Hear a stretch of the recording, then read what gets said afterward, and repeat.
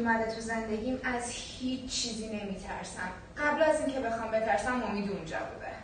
از وقتی که روزبه اومده تو زندگیم انگار یه شیر کنارمه. کسی تو خیابون جرئت نره چپ نگاه کنه. تکون بخورید زناتون رو میکشن. به خدا یه تار مو از سر زنم کم بشه میکشمت.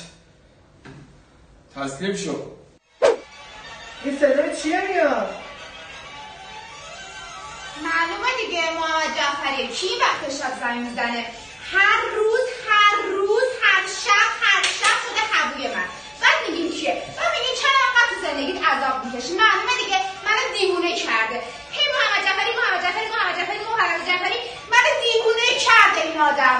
واقعا من دیگه نمیدونم باید چی کار بکنم باهاش.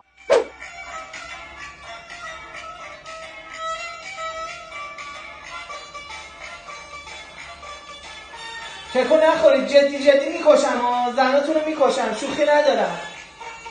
میگن تکون نخورید، جدی زناتون رو میکشن، شوخی ندارم باهاتون.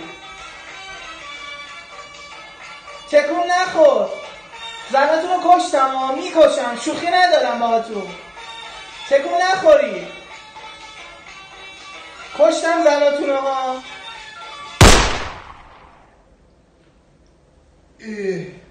چرا؟